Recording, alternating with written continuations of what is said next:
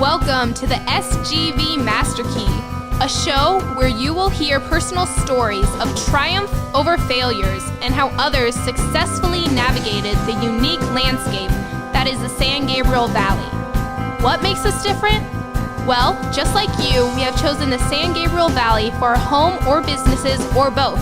We believe it is the people and small businesses that make this community great, and we love to share their stories with you. We always encourage your questions and feedback, and you can find all of our contact information at sgvmasterkey.com. Here are the hosts for the show, Russell Mono and Scott Warmoth.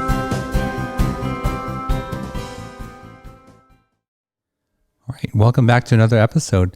Scott, we were, talking about people's connection to the San Gabriel Valley, and that's what our show is about, right? The connections are, what do they bring to the community? Their businesses or whatnot. What you do for the community is you serve them in a legal capacity, right? Right. Yes, I have a law office. I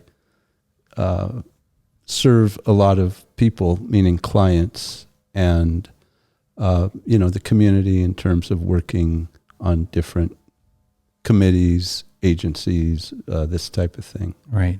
And sometimes the way that our guests influence the community or have an impact are more easily seen, and sometimes not, right?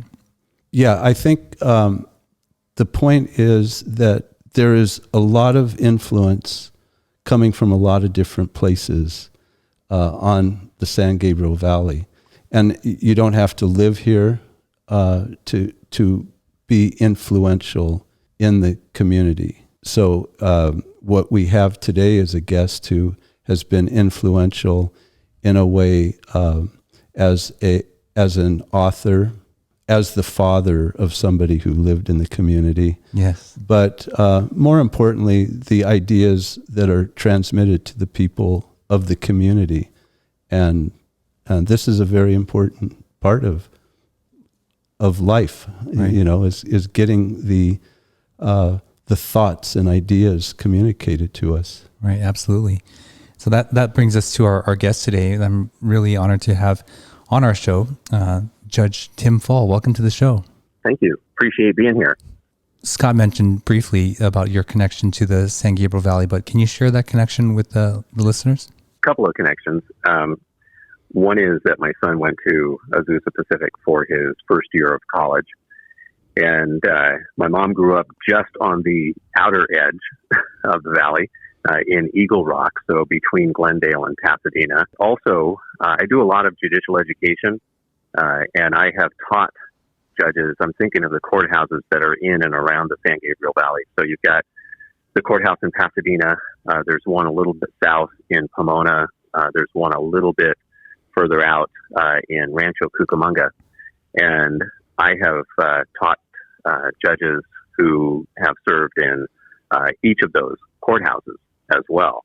And so I guess I've had an impact on the community through teaching the judges who serve in and around where you are. I understand you teach judicial ethics. Principally, I teach judicial ethics, right. And I've been doing that for close to 20 years.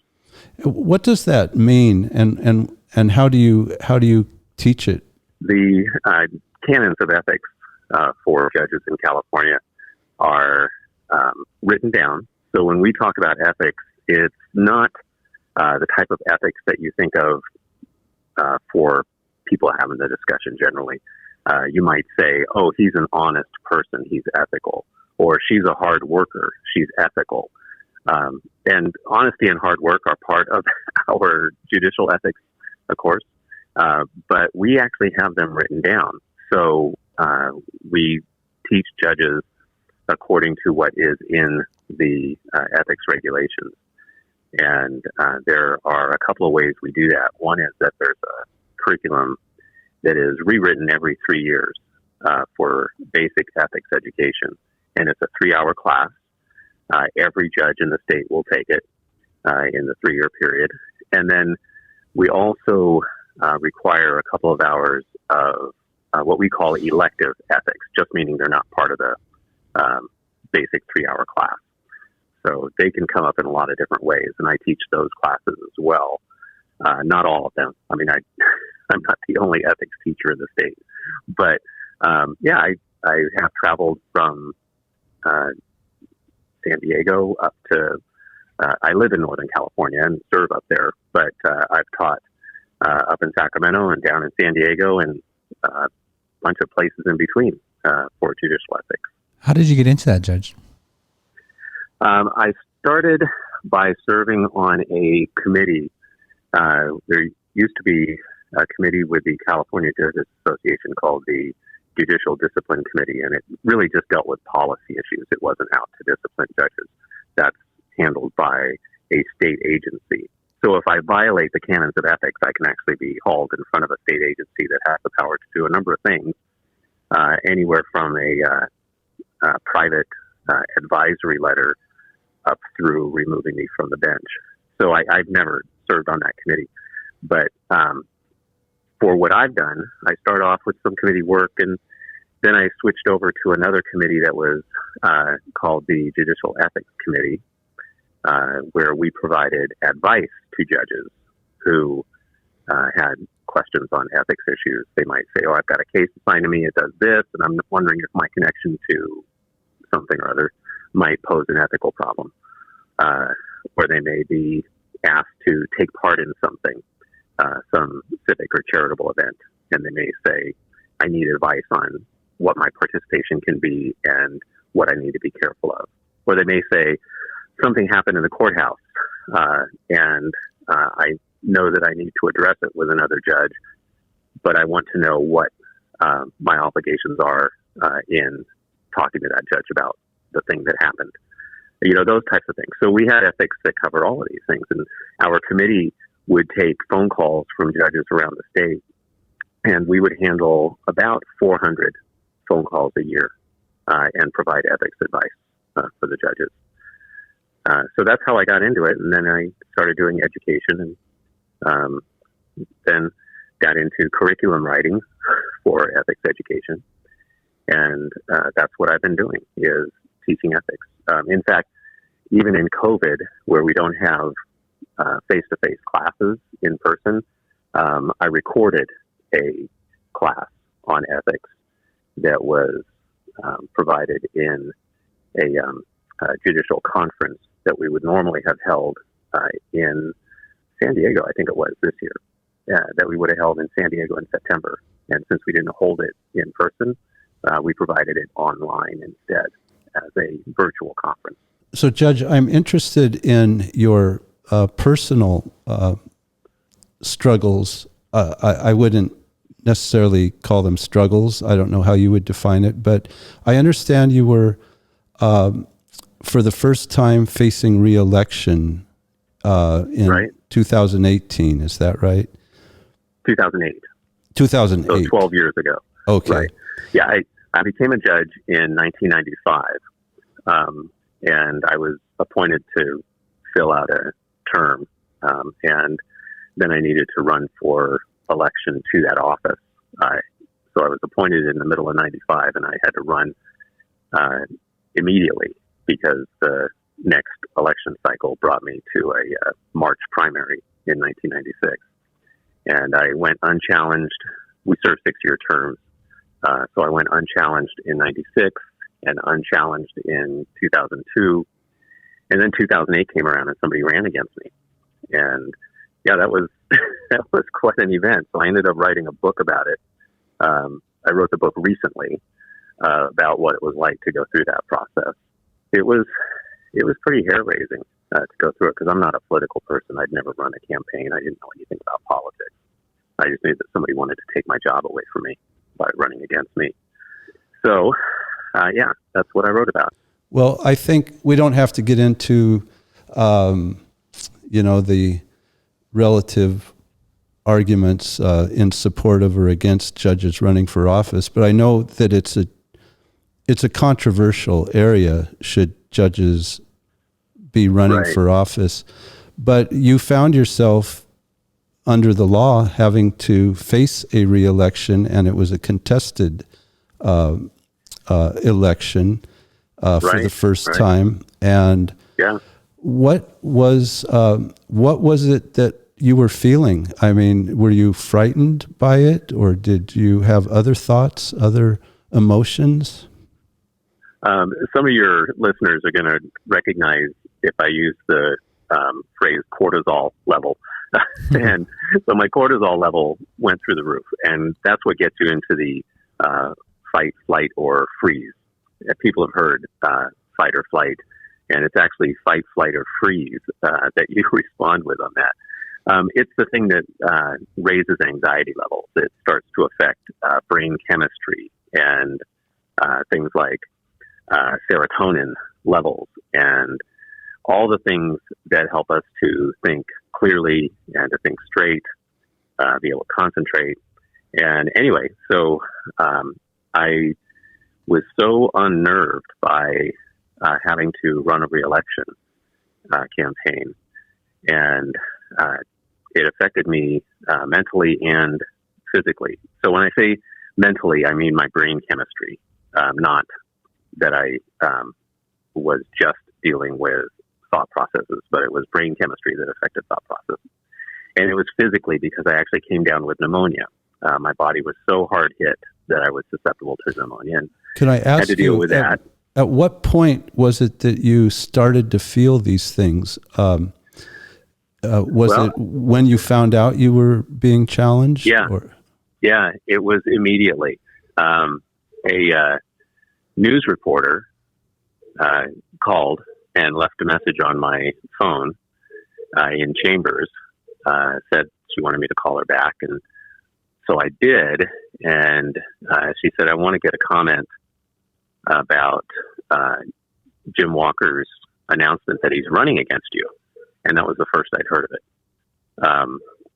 And so, yeah, it was immediate. That phone call started my reaction in developing anxiety.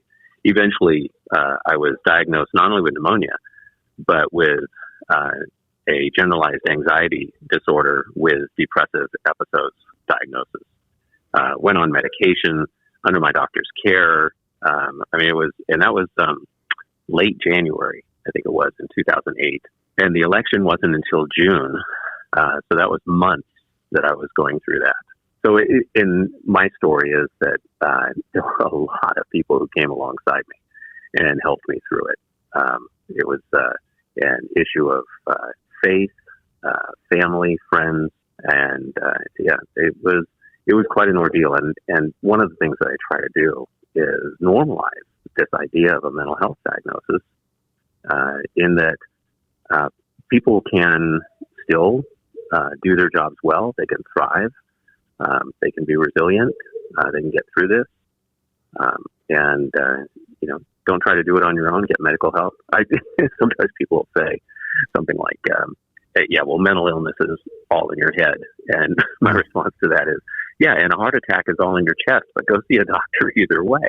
Oh, yeah, makes sense. Had you experienced before this election, had you experienced any of these, symptoms or issues? Yeah, I had a panic attack way back in junior college. I guess we call them community colleges now, right?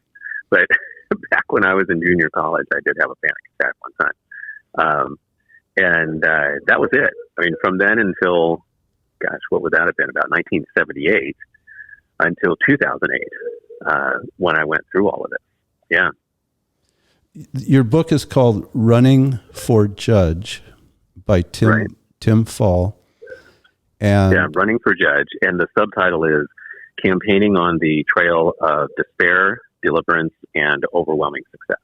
We've talked a little bit about the despair, but is there more about it you want to talk about? You were feeling it both mentally and physically. And was it a and that's the thing about a daily challenge? Sure. Yeah, absolutely. Stress affects the body in a bunch of different ways. Some people, it's raised blood pressure, and other people it's insomnia, and other people it's muscle and joint soreness and headaches. Or there's a lot of ways that stress manifests itself in the body. And one way it does is it messes up your brain chemistry and affects your thinking. People will say, I just can't concentrate anymore. Well, it could be stress, right, that is doing that. And yeah, it was a daily event, and through the day, each day for the entire campaign. It didn't turn off until I won the election. Did you just not want to get up? I had days when I didn't want to get up. I had days when I wanted to not have to deal with whatever the responsibilities were. But part of it is that, just because I felt that way didn't mean that I couldn't get the work done. And I learned, okay, then get up and get the work done. And it threw me off my appetite. I lost 30 pounds during the campaign. Sleeping was hard. And so, when people say, well, I can't understand why I'm not sleeping. Well, maybe it's stress that is doing that. And sometimes you get a lot of these symptoms all at once. But boy, stress can be just debilitating at times if you don't find a way to address it. And another thing about telling my story is trying to encourage people to seek the help, medical help like I did, friends and family, people who will come alongside you. I encourage people not to feel like they are on their own. I don't know if you've heard the statistics about anxiety and depression, but essentially it's 1 in 4 people in this country have at some point in their life, if not as a chronic condition, something that would fit the diagnosis of anxiety or depression or both, even if they've never actually been diagnosed with it. If they had sought medical care, they would have received that diagnosis. So 1 in 4, which means 25% of the people out there. And so if anybody says, well, I don't know anybody with mental illness, it's like, well, yeah, you do. Look around you. How many people do you know? Hundreds, thousands. And a whole bunch of them either have or have had or will have anxiety or depression or both.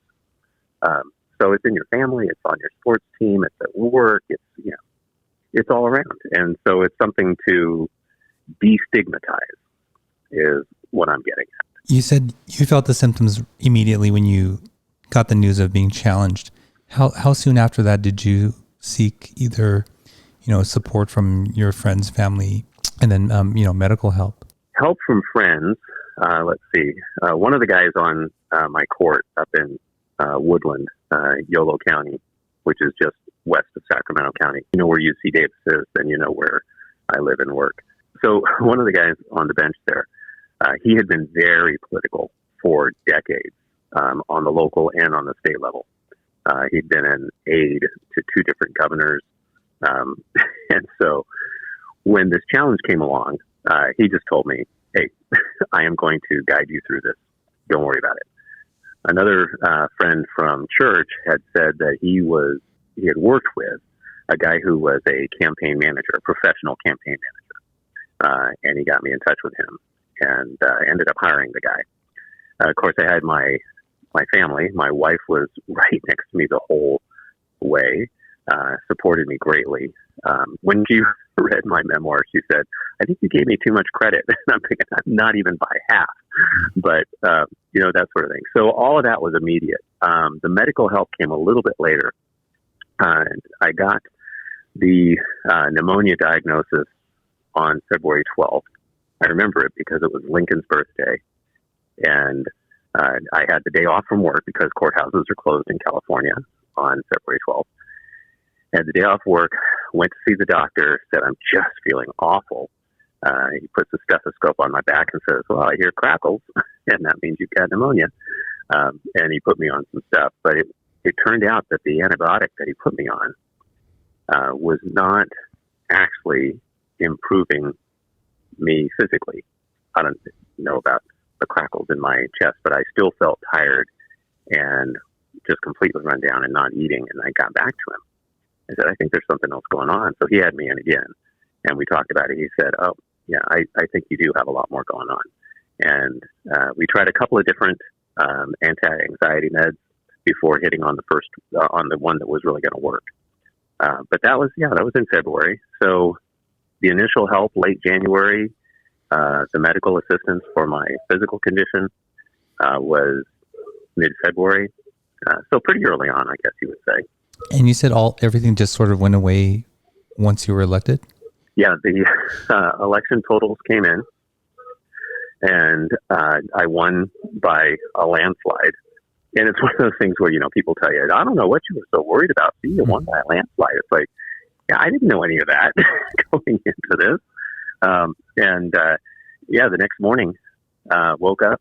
I actually had taken a vacation day the day after the election because I thought, if I win, I just want to relax. If I've lost, I need the day off. I had the day off and woke up that morning and I felt rested and refreshed. I'd slept through the night. I had a huge appetite. Eventually put all the weight back on.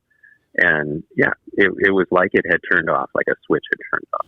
Do you think you were actually afraid of losing, or was this just something that was triggered, but there was some other problem or something else you were dealing with? Well, that's a great question. Counselors and therapists will tell you that if you react to a trauma with some sort of a physiological response? Yeah, some sort of extreme mental health or physical issue that comes on from trauma, that it's probably that the trauma ripped the scab off of something else. Like if you are in a car accident, let's say I'm in a car accident where I end up walking away from it, but somebody else got hurt and I could have been hurt really badly, let's say. Then I can be traumatized by that, and PTSD can even set in. And I speak from experience. I was actually in one of those accidents back in college when I went to UC Santa Barbara. And so PTSD can set in. Whereas another person might have been in this exact same accident and not experienced that. And so I've spoken to therapists about this. They will tell you that your response to that is probably based on other things that are part of your background or your makeup or your personality, that sort of thing. So I don't know if somebody can tell me what it was that made me respond in this particular way to that election cycle in 2008. That would be great. But I think anybody who, unless they're going to sit down with me for hours of therapy sessions or something, I think it's just going to be speculation as to what it might be. So I don't know what to tell you as to where it came from. I would think now that your book is out, you're probably going to get a lot of unsolicited, explanations of what happened. Right. And happily, I have not received that yet. I have received a lot of comments from people about how they are recognizing themselves in some of the portions of the book, or that it is helping them to understand others. One person who's a supervisor in her organization told me that after reading it, she finished the book and realized, oh, that's why he's like that. Meaning, she was talking about one of the people that she supervises in her organization. She said, it gave me so much of an understanding of what's going on with him, because he's the guy who responds to stress with anxiety. And she said, it gave me a lot of great ways to now understand and help him in his job. So I've been getting a lot of those. I haven't had anybody come at me yet and say, hey, I know what happened to you, and right, let me tell you how to straighten yourself out. Happily not yet. Yeah. Well, that's good. I was wondering, are you on the civil court or criminal, or which type of court? I've been doing this for more than 25 years now. I got on the bench when I was pretty young. And so in 25 years, I've done all of the assignments that there are to do. So civil and probate and family, criminal, juvenile. I've been a judge in all of those settings. Right now I'm doing criminal, which for us is everything from the lowest level misdemeanor through first-degree murder trials. That's how the criminal judges handle the cases up in my courthouse. How has this experience affected let's say your empathy level. Right. What has happened in your life? That's one of the things that my wife told me just about right after the campaign was over. She said, "Well, you'll have an understanding now about people in the courtroom because we have a lot of mental health issues that end up in the courthouse, whether it's criminal or civil or probate or whatever it might be." And it's not a matter of giving someone a break just because they have a mental health component to what's going on in the courtroom. But it is a matter of recognizing it and providing accommodation for people. And accommodation is one of the things that our code of ethics requires in giving people an opportunity to present themselves in a fair manner in the courtroom. We're told in the code that includes accommodating people who need more time, perhaps, to present themselves. So maybe it's a witness who is so stressed out that they're having trouble responding to questions. Could be somebody who's there on a restraining order case or a landlord-tenant case, and they're just completely flustered, or they just look overwhelmed. I'll have somebody who's there for maybe a sentencing on a fairly small case as far as criminal cases go, but they're completely overwhelmed by it. And I can see that it is starting to make them shut down. I could tell them, "Hey, buck up, you knew what you were here for, let's get this thing done." Or I could say, "Why don't you take a seat for a minute and I'll get back to your case." And, then I handle some other case in the meantime, and then I recall theirs, and then we keep going, and I can, if I see it happening, and sometimes, especially with the attorney who is looking at me and their client is right next to them, also looking at me. So I see the two of them. They don't see each other. So sometimes I'm the one who says, "Counsel, looks like your client might need a couple of minutes to talk about this with you a little more. Would you like to use one of the conference rooms outside the courtroom?" The attorney's like, "Well, I don't think I need to talk to him anymore." And I'll say, "I'm just what I'm seeing right now. It looks like they might benefit from a moment. So I'm going to call another case." And then later the attorney will see me in the hallway and say something like, "Hey, thanks for catching that with my client because I didn't see it." It's like, okay, yeah, sure. Just trying to accommodate people and get things done the right way. The second part of your subtitle, Deliverance, what is that? That is what I labeled the help that came alongside me. So that would be the friends and the family and medical help that kind of picked me up and moved me along from one day to the next, and from the start of the campaign to the end of the campaign. That's the deliverance side. Do you feel like this experience sort of bulletproofs you for any potential future event like this, or? Yeah, so that was 2008. My next election was in 2014. Nobody challenged me. 2020 was another election year for me. Nobody challenged me. Yeah, I mean, the guy who ran against me was one of the more experienced people from the district attorney's office. When the final count came down, I had 76.4% of the vote. I think it would be pretty hard for somebody to come along and say, "Yeah, he's an easy mark. Let's take him on in a judicial reelection campaign." When, what are they going to do? They're going to have to somehow come up with 51% of the vote. So I think when you get a good number like I did, someone's not going to see me as the type of person to challenge. But the thing is, we have over 1,500 judges in California. And, a couple of dozen, maybe 3 dozen are challenged for reelection every election cycle. It's every 2 years that you'll see judges on the ballot if there are challenges. So out of 1,500, that means 500 seats are up for election every 2 years. And you get 25, 30 people, maybe 5% who get challenged. Yeah, I mean, and that is a number that some years may go a little higher, and some years it's really low. It's like 10, 9 or 10 or 11 judges statewide who are being challenged for their seats. Yeah, and almost all of them win overwhelmingly. Yeah, I know I'm in the legal profession as well, and you just don't want to take on a sitting judge. I mean, it would be a very unusual situation in which you would want that to take on that task. There was years ago, there was a judicial election in Fresno County, and 3 brothers who were all attorneys decided to run for judge. And they had 2 open seats in Fresno County, meaning a couple of judges had retired at the end of their term, and so there was no appointment. It was just going to be an election. Attorneys running against each other for the spot. And there was one judge who was up for election, and the 3rd brother ran against him, the sitting judge.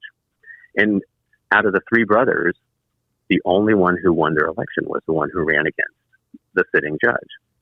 Oh. But that's because it came out during the campaign that the judge had some real problems and had been disciplined by the ethics committee for some pretty big deals. They had been, it wouldn't have been so bad, except early in the campaign, the judge was asked at some forum, do you have any ethics or discipline on your record? And it had been handled by what was called a private admonishment, which is the highest level of non-public of discipline. And he said to the question, have you ever been disciplined? He said no. And then it came out that he had been disciplined and he had lied to the electorate about it. So he ended up losing his seat. And when people ask me because I've got friends who will be in other counties in California, they'll say, hey, I got a judge on the ballot here, and who do I vote for? My first question is it an incumbent judge being challenged by an attorney? And if it is, I tell them, vote for the incumbent unless you hear of something that sounds disqualifying. And my friends will ask, so but how will I ever know if there's anything disqualifying? And my advice is, if there is, you will hear about it during the campaign. It will come out that there's something disqualifying about that judge. But if it's just a matter of an attorney saying, hey, I want to be a judge, so I'm going to run against this other person, then vote for the incumbent, because we don't want to swap people in and out of office for judgeships. You know, it's the one elected position in California that is really a career position. You want judges who have 20, 25 years of experience handling your cases. You don't want a revolving door of people who have only been on the bench for 2 or 3 years and never get a lot of experience. Of course, that's the big difference between the federal and state system. Right. Where you're appointed for life as a federal court judge. And Yep. In fact, you retire and you're still appointed for life. That's right. Yes. You can retire as a federal judge. Yes. And yet you are still essentially a judge for life. That's right. Yeah. And senior status. Yeah. And then some states have something similar. Massachusetts is similar to the federal system, appointments and non-elections and stuff like that. And then California has elections, and we're nonpartisan in our elections. And then you've got states like Texas, where being a judge is a partisan office. Still, you have the Republicans put somebody up and the Democrats put somebody up, and they run against each other in a partisan election. I'm glad we don't do that. No, here in California. I mean, my own personal opinion, which means nothing, but I don't understand why we have judicial elections. It's I mean, people are not qualified to make these decisions. Or, they know very little about how to evaluate a contested election, and I just don't think a judge should be politicized. But well, and one of the things about the book too is I go into how I was appointed and what that process was, and how rigorous it is, and how by the time the governor is going to choose who gets a particular judgeship, the field has probably been narrowed down to 2 or maybe 3 people, all of whom are qualified. The appointment could go to any one of those 2 or 3 people for that one judgeship, and the governor would be very satisfied that a qualified person took the position. So people are thinking, well, it's all about, the governor just handing out plum assignments or something. But that is not how it works in California. You go through this really extensive process where you're vetted and people are weeded out. And, for my spot, I know of 8 other people. So there was me and 8 others who made it past the first step, which is the application getting into the governor's office, and then went to the next step of going to the state bar for the judicial evaluation through the state bar's committee. And so there were 9 of us all together. And then it went down, to whatever the next number was. I don't know. They don't tell you what the process is in your own case. And then I eventually got the position. But I know some of those other people who were up for it and had gone out for evaluation. The governor could have appointed them too. There's like 2 or 3 people on the same group that I had been in. And if they had gotten the appointment, I would have thought, oh yeah, that's a good pick. It wasn't me, but hey, it's still a good pick. So yeah, it's something where we have a very rigorous selection process, and it seems to work well in getting judges onto the bench, since most people become a judge through the appointment process and not through an open election process. Right. Judge, we ask each guest to bring an item of importance, and this is the first time we've had a call-in for the show, but if you were here in person, what would you have brought? What would I have brought? I guess I would have brought a copy of my book. I don't know. I would have brought my grandson. We have a 5-month-old grandson. What would I have brought? I could have brought my extra size. I have a super size mallet that I have in chambers. It's actually an old barn mallet, but it's like 3 feet long, and the head on it, it's all made out of wood. It's a wooden head and a wooden handle. Handle's about 3 feet long. The head on it is 6 or 8 inches in length at the top. Is that mallet. A sledgehammer or a mallet? No, it's a wooden mallet. It's what we call a barn mallet up where we are, because you use it to, like if you're in the barn, you use it to knock a post back in place or to put a peg into the wall and that sort of thing. So the thing is, one of the other judges, now retired, a friend of his was selling the farm. And he told this guy, hey, I've got this barn mallet. You can use it as a gavel. And it does. It looks like an ultra-sized gavel. So my friend on the bench had it. He retired, and he gave me the barn mallet. Huh. And he said, here, you get the gavel now. And so I have that in chambers. I have a small regular-sized gavel that had been given to me by some friends when I first got on the bench. And so a couple of guys that I went to high school with gave me a regular-sized gavel. And now I've got the little one and the big one on the bookcase in my office. Yeah, I would have brought my super-sized gavel for you. Someone was asking me just the other day, do judges still use gavels? And then I was thinking, I can't even remember ever seeing in court a gavel used, but I could be wrong. Do you use a gavel? Yeah, it's a TV thing. Yeah. And I don't know about other jurisdictions, but in California, we actually teach in new judge orientation classes. There's a 1-week new judge orientation that every judge takes, and then a 2-week judicial college that they also go to a little bit later. And we tell them that if you have to resort to the gavel to gain order in the courtroom, you've already waited too long. And I did use it once, and early on, because things were getting too noisy. It's not the right way to do things. I've used it once in 25 years. And I don't do the so ordered and bang the gavel thing. I don't know who does. Maybe that's traditional in other places. But what I do instead, and I've only done this a couple times, I run a really tight courtroom. So people don't talk unless it's their case and it's their turn to talk on their case. If conversations are going on elsewhere, I ask the attorney who's addressing me to wait a moment while I tell the people who are having conversation that they have to stop or go out in the hallway. I run it really tightly, and that way I can pay attention to the thing I'm really supposed to be paying attention to, which is the case that's being presented to me.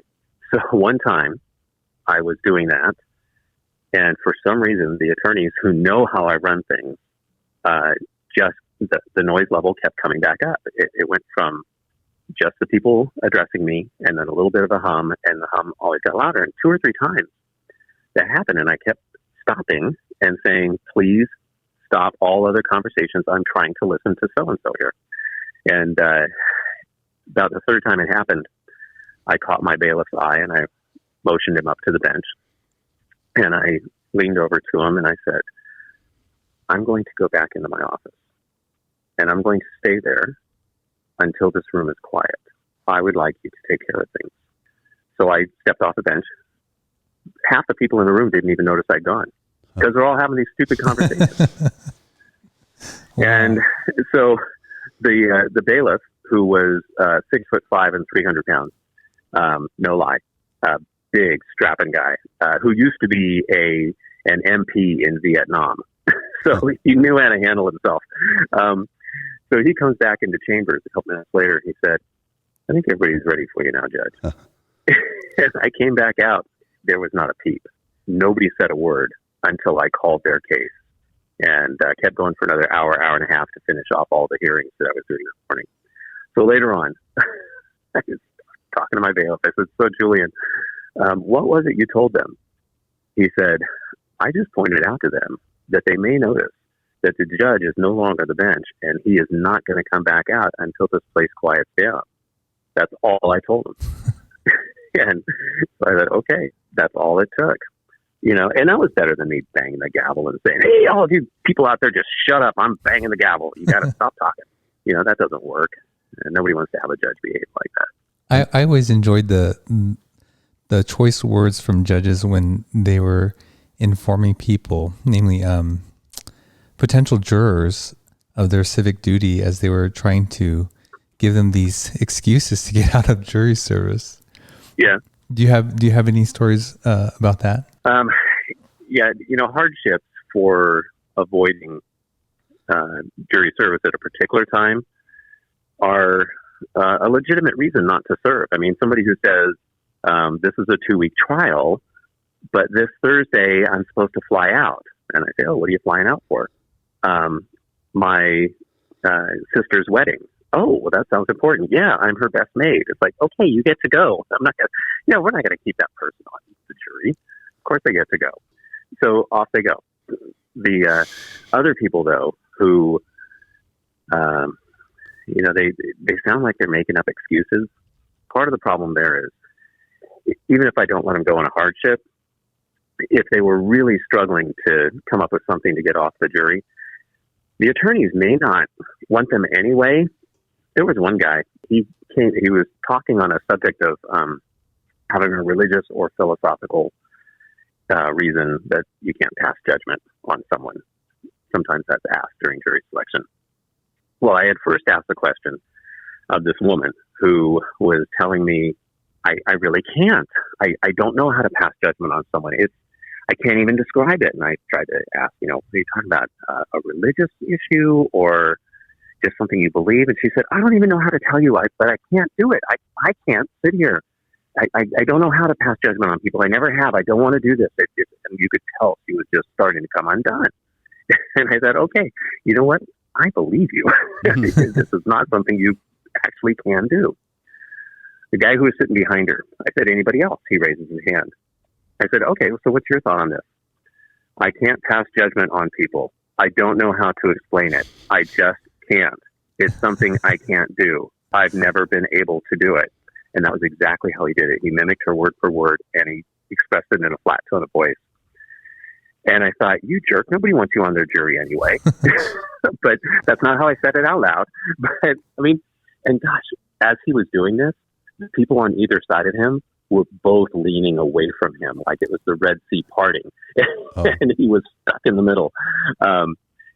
Everybody just got it that this guy, wow, what are you doing here?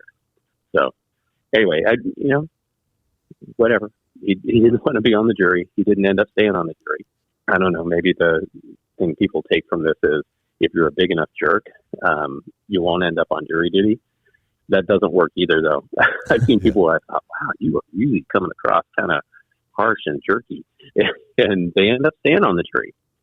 I'm not the one that kicks them off. The attorneys are. So if they want that person, that's who they're going to keep. You never know what's going to strike their fancy. I was really excited for this show because I'm really curious about things like this and the stories that you have and what it takes to become and to stay a judge. But let's take a quick break and we'll come right back.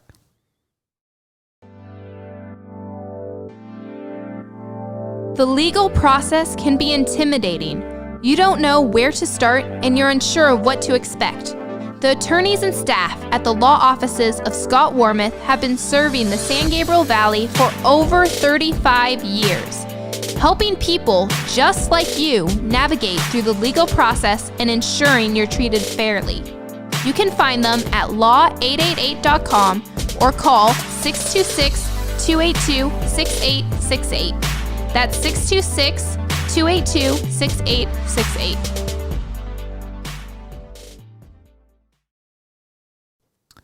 All right, we're back. Judge, this is a question that one of my friends has, and his question is, what is one of the more difficult or most difficult sentencing you had to hand out? Well, it kind of falls into different categories for how sentencings can be difficult. I have had cases where the law requires a lengthy sentence. It requires a lengthier sentence than I think actually fits the situation, but I'm not allowed to change the sentencing numbers. If you're convicted of a low-level felony, we do use triads in California, meaning that there are 3 different sentences, low, middle, and upper. So low sentence on a low-level felony is 1 year, 4 months. Mid sentence is 2 years, and the upper is 3 years.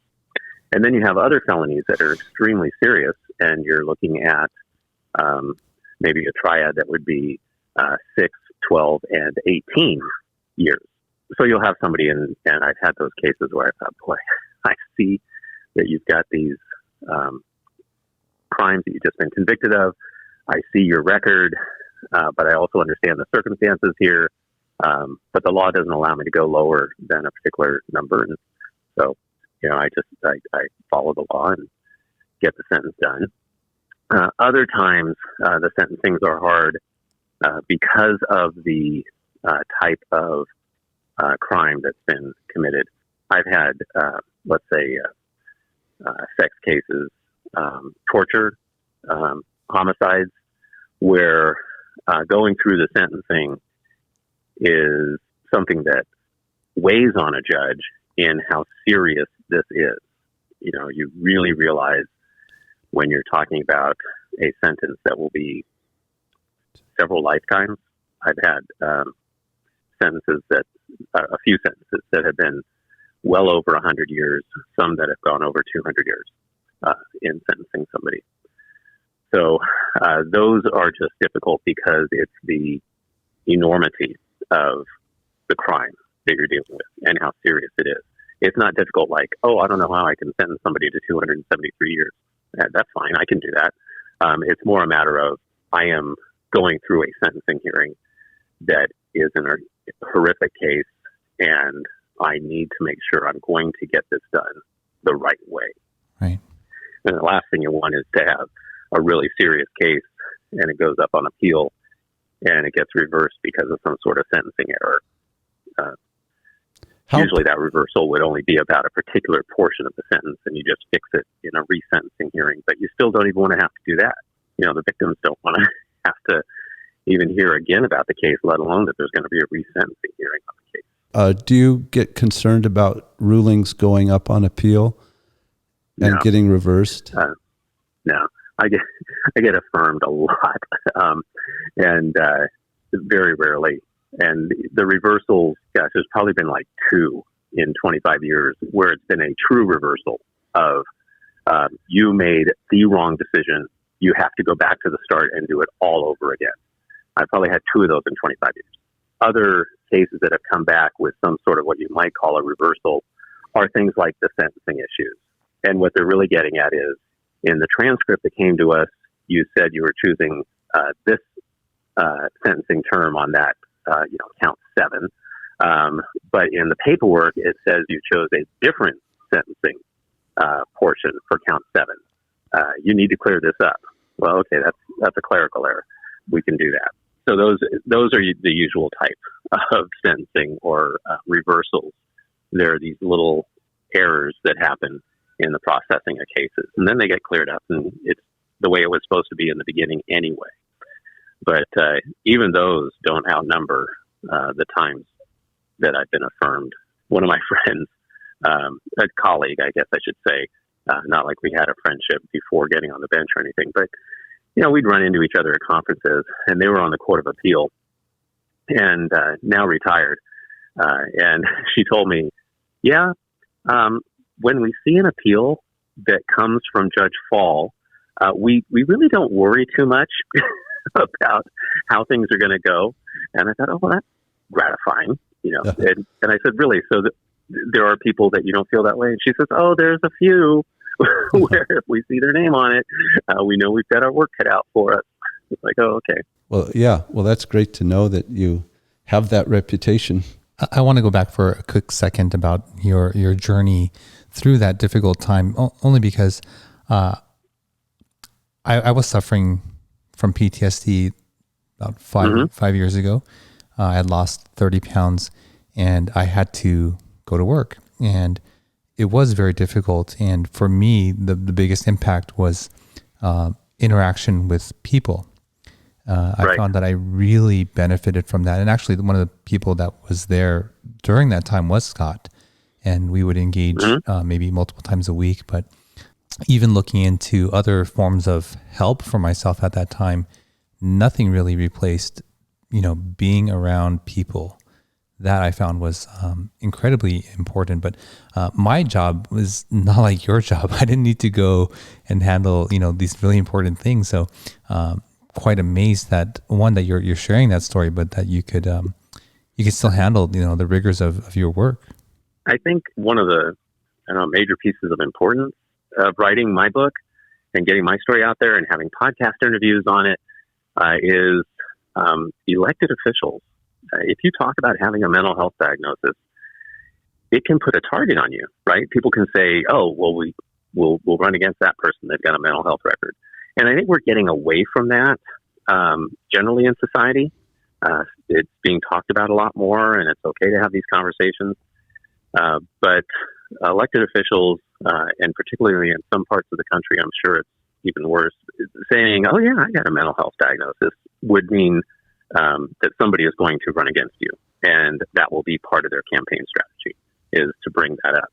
And I don't know if either of you are old enough to remember the 1972 election with McGovern. He was running against Nixon, and McGovern's initial running mate was Senator Eagleton. And it came out that Eagleton had gone through psychiatric care. He had to drop off the ticket. McGovern ended up picking Sergeant Shriver as his running mate. They were defeated. He wasn't going to win with Eagleton or with Shriver. Nixon won by a landslide. But yeah, I mean, that's the way it's been with elected officials for a long, long time. I do remember that, Eagleton having to step down. Would that happen today? I don't know. Maybe on a presidential ticket, it would still be a liability. The Senate, Congress, I don't know. A governor, perhaps it would be a big enough liability. A member of the assembly in California, maybe not. So I think we're getting away from that, but you still don't hear of elected officials actually talking about it. Oh, well, actually, I'm sorry for interrupting, but you wrote your book in 2018, right? And I wrote it in 2019. Oh, okay. Yeah. Was it out when you ran for re-election this year? It came out right out, and this was not by design. I was hoping it would be published in 2019, but I didn't pick up a publisher until the end of 2019. So it didn't come out until February of 2020. So it wasn't out early enough to become an issue, but it wasn't for lack of trying, because boy, I was getting as much mileage out of sending out queries and trying to get an agent and a publisher and all of that back in 2019. Just didn't happen. So wasn't my timing, God's timing perhaps is what I would call it, that it came out in February 2020. So yeah, I guess that means that nobody would use it against me. I mean, I'm most likely going to retire at the end of this term and not be even up for election again.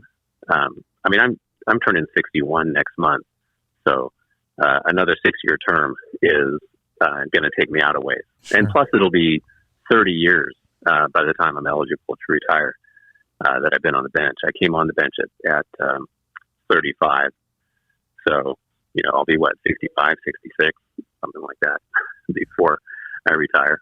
I hope the next 6 years are wonderful for you and enjoyable, that you don't experience anything even remotely close to what you did in 2008. I know you're living up north, and right, but you have some connections to the San Gabriel Valley, and we'd like to get to know a little bit more of what are some of your favorite things in the SGV.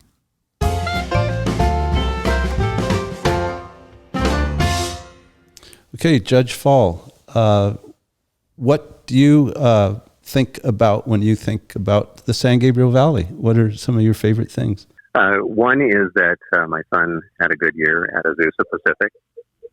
And from there, I ended up getting connected online completely separately with Gail Wallace, whose husband, Dave Wallace, was the president at APU at the time my son was there.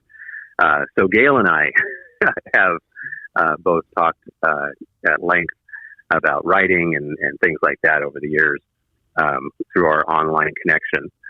So that's one. That's APU and the APU family. Another is that when my son was there, I came by after a conference to visit with him and told him, hey, if you got some friends that want to go out and grab some dinner, let's do that. So he and I and 3 of his friends who were at APU from Hawaii, they had never been to Old Spaghetti Factory. So my son and I took them to Old Spaghetti Factory. I don't know, what is that, about 10 minutes from the APU campus. Duarte, I think. And yeah. What's that? Yes, it's Russell is saying it's in Duarte, which exactly. I know it's right off the 210 freeway. Yes. It is. Yeah. It is, yeah. So that was fun to introduce them to a California icon. Although I've also been to Old Spaghetti Factory in Salt Lake City, so I guess we can't claim it completely for ourselves. And then the other thing is you've got Route 66 going right through there. I think that's awesome because I grew up listening to Nat King Cole sing Route 66 and watching a TV show that one of the actors on it was the person who wrote Route 66, Bobby Troop. And I don't know if either of you remember the old fire station show called Emergency. Oh, it had the paramedics and it had the doctors in the emergency room. NBC. So one of the emergency room doctors was Bobby Troop. Now, he's an old jazz man, piano player, songwriter, and singer. And he's the one who wrote Route 66. Nat King Cole made it famous. And then the other thing about that show is that Julie London, another jazz singer who is married to Bobby Troop, plays the nurse on the show. But her romantic interest is not the guy who's actually her husband. It's another one of the doctors who's on there. Wow. So anyway, Route 66, childhood memories, Nat King Cole, one of my favorite singers, Bobby Troop, Julie London. Yeah. Yeah, so there you go. I remember those names. I remember Julie London. But I even, Bobby Troop, didn't he, for a long time, perform in New York City? Do you know his background? Did. Yeah. I mean, I could be thinking of someone else, but no, because he goes back. Gosh, he probably started playing piano in the 40s. Professionally. He was, and then in the 50s, he was really sought after. He music director, composer, pianist, and singer. And then Julie London, of course. If you ever want to hear somebody who can sell a song without singing a single word, go onto YouTube and search for Julie London and the song Hot Toddy. And, oh man, all she does is just uses the phrase da da da da over and over again through the song. And you're thinking, she's speaking to me because she's so good at it. Route 66, that's Foothill Boulevard, right? Going through all the way past Laverne. I think it might be Foothill. I've even seen that it is Colorado at some point as well. It does. It crosses over to Colorado. But, essentially if you start in San Bernardino and then come down Foothill Boulevard, and then I forget where it crosses over. It may not be till you get to Pasadena that it crosses over to Colorado Boulevard, and then follows other routes into LA itself. There's a story. I don't know if it's a story, but history of that old spaghetti factory. I know it's a chain, but the one that you're speaking of in Duarte is an old schoolhouse built in the late 1800s. Oh, yeah. Wow! Yeah. There's other stories of it being haunted, but it's an old schoolhouse. And if you've ever been in there, the only time Old Spaghetti Factory has ever haunted me is when I've overeaten on the Mazithra and spaghetti plate. But other than that, you're making me hungry. Thank you so much for being on the show and for the courage to share your journey and your struggle there. It definitely makes me feel better to know that anybody else has struggled through this and come out the other end okay, and it gives me some freedom to be able to express and share that story too. Yeah, and that is part of why I'm talking about this. Why should we hide it? If you had some other medical condition, would you feel reluctant to talk about it? I hope not because of some sort of stigma that's attached to it. There's not a stigma to having had a heart attack or cancer. I mean, you may not want to talk about it for other reasons, just because you're a private person, perhaps, or other reasons. But not because there's a stigma. And so we need to do the same thing with mental health. That still, mental health is physical health, and people need to understand that, so that you and I can talk about it, because it's part of who we are, right, Russell? Sure. And why not talk about parts of who we are? Right. And we're going to have the book on the YouTube version of the show, but for the listening audience, can you share again the title and where they can get this book? Sure. Yeah. I mean, if you use my name, Tim Fall, on let's say Amazon or some other book site like Goodreads, so Tim Fall and Running for Judge, then it'll come up. You don't need the whole subtitle. It's a green cover with a gavel on it. So I don't know what all is going to come up, or you can even just Google it, Tim Fall Running for Judge, and it'll come up. It's available in hardback and paperback. It's also available on Audible. I did the narration myself. So if you like audiobooks and my voice hasn't completely horrified you, then go ahead and get it on audio. Or you can get it as an ebook, Kindle, or something like that. I forget. Anyway, Amazon will get you that too. Can I ask you a question? You mentioned Audible, and I have the problem that, once COVID came, I find I'm spending much more time doing things, and I've started listening to books, and I subscribe to Audible, and I listen to a lot of books, and I'll look for yours now. But my question is, you did all of the narration for your book. Where did you do that? How long did it take you to do that? What kind of production goes into that? I used my laptop. I had a microphone. Actually, my son had bought a microphone, I don't know, back when he was in high school or college. That was a pretty good one, about $100 microphone. And I bought some $20 or $30 headphones. And that was it. So my laptop and a microphone and headphones. And you just read your book at your own pace? Yeah. My publisher sent me some links and said, if you want an audiobook, you will either hire your own reader or you can do it yourself. And Audible actually uses a different service as the way to get the books recorded. ACX, I think, is what I use. And you go to their website, and if you go to Audible, it's on there. They'll say, interested in recording a book, click on this, and it'll take you there. So you go to ACX, and they've got tutorials, they have Q&As, all sorts of things. And they also, then you download a recording app, and you just go through it. And sure, I had a lot of fits and starts at the beginning, but I would do anywhere from a chapter, well, sometimes a half chapter. A couple of the long chapters I didn't get done all in one sitting. But it's not that long a book. If you listen to it, it's 3.5 hours maybe to listen to. Oh, that's short in Audible terms. Yeah, it's very short in Audible terms. You know, that's a week and a half's worth of commute for some people. So, yeah, that's how I did it. I just followed their video tutorials and the Q&As and instructions.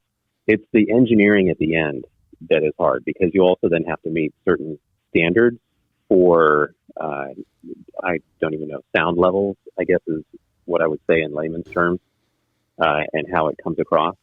So you have to go back in and do some engineering on the recordings to make sure that they will fit the Audible standard. Well, Judge, thank you so much again for coming on the show. I really appreciate it. And I wish you the best of luck in the rest of your career as a judge. Thanks. Thank you very much. I appreciate you having me on here. Completely my pleasure. Thank you, Judge. Thanks for checking out another episode of the SGV Master Key. You can find the full back catalog of the SGV Master Key at sgvmasterkey.com and wherever you get your podcasts. This show was produced and edited by Russell Mono and Victoria Allers of Kind Monster Productions. Thanks again for listening or watching. We'll see you again real soon in the next episode. Nice mother. No, kind mother.